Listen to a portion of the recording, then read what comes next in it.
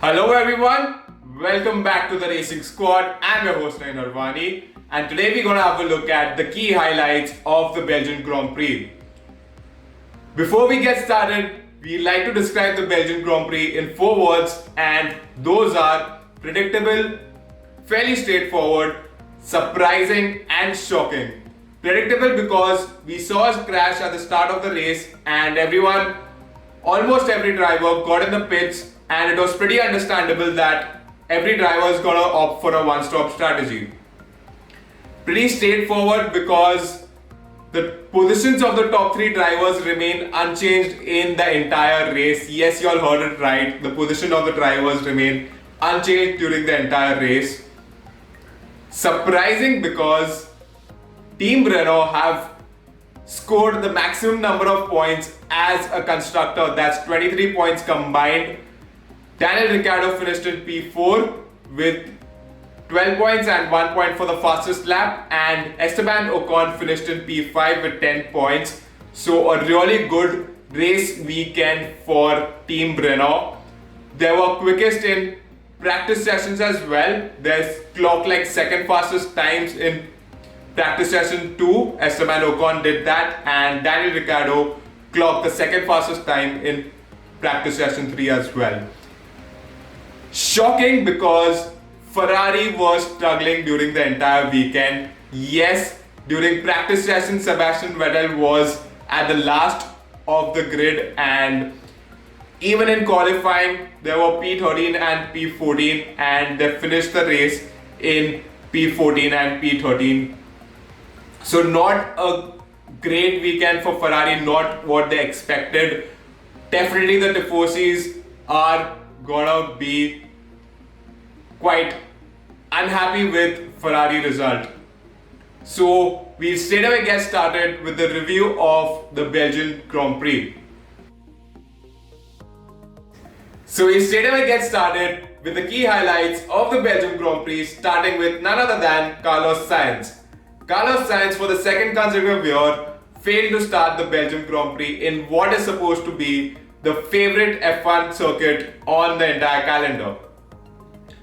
He faced some engine issues and failed to start the race. Not the weekend that McLaren and Carlos Sainz expected. He qualified on P7 and possibly could have scored a good number of points for Team McLaren. During the start of the race, the Alfa Romeo of Antonio Giovinazzi crashed on lap 11 of 44, and George Russell, trying to avoid the tire of the Alfa Romeo, even crashed. That brought the safety car out, and almost every driver pitted for a new set of tires except the likes of Pierre Gasly and Sergio Perez. Now, Sergio Perez is known to manage his tires really well. Possibly that's the reason that he didn't pit at the start of the race. And Pierre Gasly, in the previous race, pitted quite early, and towards the end of the last race was not quite happy with his strategy. And this, on lap 11 of 44, during the safety car, he was already on a harder set of compounds, so it didn't make sense for him to pit early in the race. So Pierre Gasly and Sergio Perez stayed out for a longer time, pitted later in the race, came back on the grid and managed to finish in the top 10. So a really interesting battle between Sergio Perez and Pierre Gasly. The overtake by Pierre Gasly on Sergio Perez at Eau Rouge was the best overtake of the day and the highlight of the race.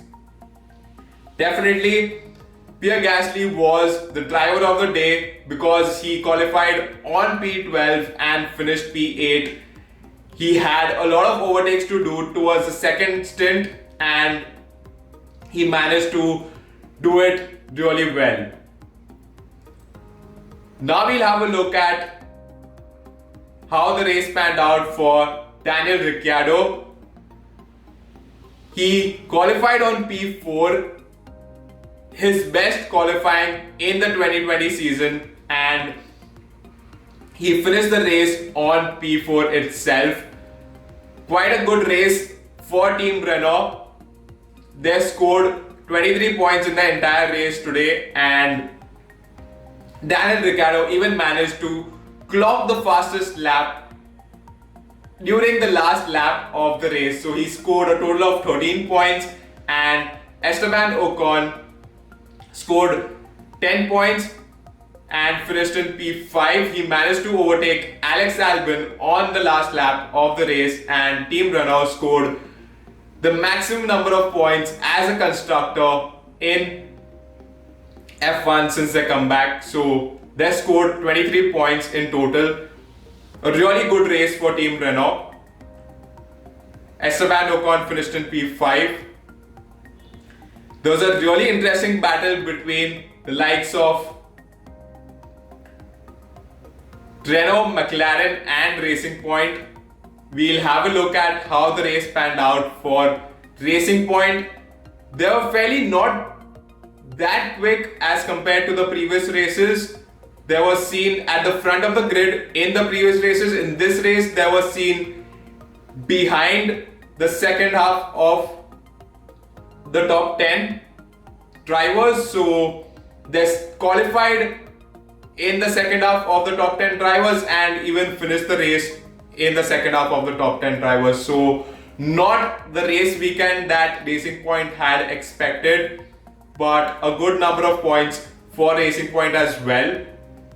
They'll possibly take a lot of learnings from this race and look forward to the next race next week.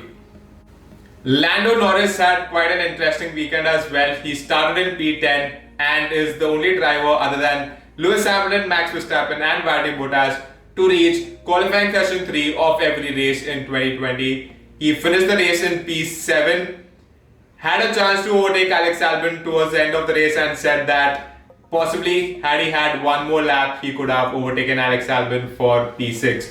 So overall a great weekend for Lando Norris and Team McLaren.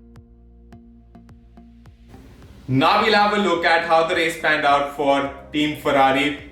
Not the race weekend that they'd expected. They were clearly lacking pace right from the start of the race weekend. Even in the practice sessions, Sebastian Vettel managed to clock the slowest time in one of the practice sessions, and they qualified.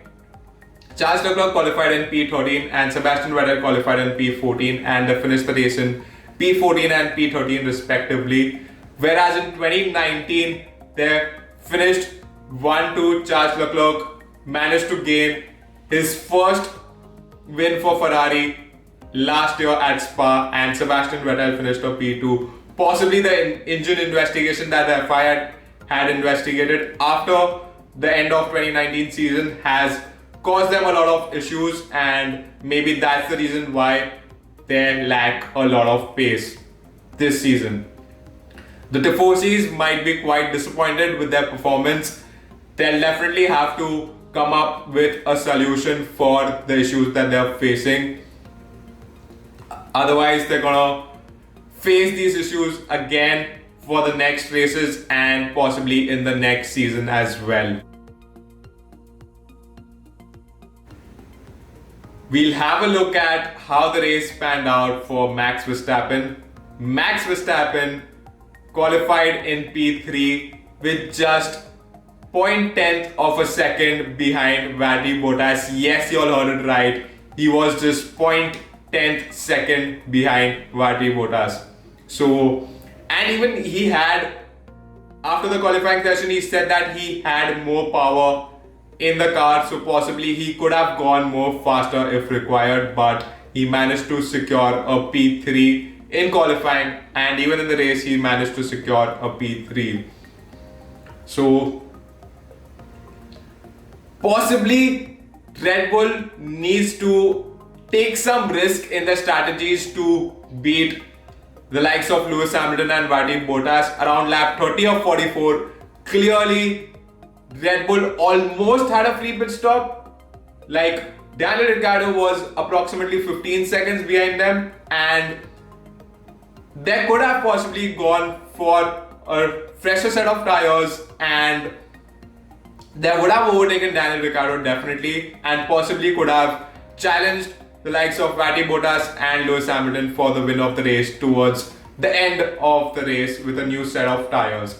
So definitely they'll have to come up with some new strategies to beat Lewis Hamilton and Valtteri Bottas. But overall, a really good race weekend for Team Red Bull. Max Verstappen finished in P3 and Alex Albon finished in P6. Alex Albon was overtaken by Esteban Ocon towards the end of the race.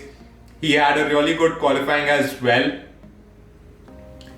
He started the race in P5 and finished the race in P6. So a good race for Alex Albon and Team Red Bull. Now we'll have a look at how the race panned out for Team Mercedes. Another 1-2 finish, another race, and Valtteri Bottas started the race in P2. He was half a second behind Lewis Hamilton in qualifying, and at the start of the race he was heard talking to his engineer whether he can use the engine mode to attack Lewis Hamilton. Clearly he should have done that without asking his race engineer, and his race engineer on the radio said that you cannot do that with your teammate ahead of you. And to which Valtteri Bottas replied, I wasn't aware of that. So Valtteri Bottas needs to pull up his socks and directly attack Lewis Hamilton and take his own decisions and possibly not rely on the race engineer. So Valtteri Bottas started P2 and finished P2. He needs to challenge Lewis Hamilton. According to us, he's the only one who can challenge Lewis Hamilton for the Drivers' Championship other than Max Verstappen. So a good race, overall a good race for Valtteri Bottas. Now we'll have a look at how the race panned out for the greatest driver of all time, Lewis Hamilton. Another race, another win, and another record that he's broken. He holds the record for the maximum kilometers led in an F1 race that was previously held by Micheal Schumacher. So it's approximately more than 24,000 kilometers that Lewis Hamilton has led in an F1 car. Lewis Hamilton qualified in P1, had a really good qualifying session, and again managed to beat his teammate Valtteri Bottas, and he had dominated the race right from turn 1 till the end of the race. Even in the pit stops, after the pit stops, there was no one challenging him, and he had a really good restart to the race after the pit stop, and he was just flying. So a really great race for Lewis Hamilton and Team Mercedes. In the Drivers' Championship, Lewis Hamilton has got a really big lead from Max Verstappen in P2. There's absolutely no one who's stopping him from winning another Drivers' Championship. He's gonna equal the record for the most number of Drivers' Championship won, that is being held by Micheal Schumacher. Max Verstappen is in P2 and Valtteri Bottas is in P3. There's a good fight for position 2 between both of them, and there's an interesting Alex Albon. He's come in P4 after scoring a good number of points in this race, and it's really interesting to see who's gonna finish in P4, P5 and P6, because the likes of McLaren and Renault and Racing Point have got a really good fight between them. In the Constructors' Championship, Mercedes are way ahead of Red Bull in P2. So definitely they're gonna win another Constructors' Championship, and Red Bull are trying to close the gap, but doesn't seem like they'll challenge Mercedes for the Constructors' Championship. We have McLaren Renault in P3, and a really good battle between McLaren, Ferrari, Racing Point and Renault for P3. It's gonna be really interesting to see how it turns out in the upcoming races for position 3 in the Constructors' Championship. Another interesting race we witnessed today, and we're quite excited for the next race in the next week. That's it from us, guys. If you are interested in getting a notification for our videos whenever we upload, please hit the subscribe button. Hope you guys like this video. I'm your host Naren Harwani with the Racing Squad. Have a fantastic day. During the start of the race on lap 11, During the start of the race on lap 11 of 44, Giovinazzi. During the start of the race on lap 11 of 44, the Alfa Romeo of Antonio Giovinazzi. Hello everyone, welcome back to the Racing Squad. I'm your host Naren Harwani, and today we're gonna have a look at the key highlights of the Belgian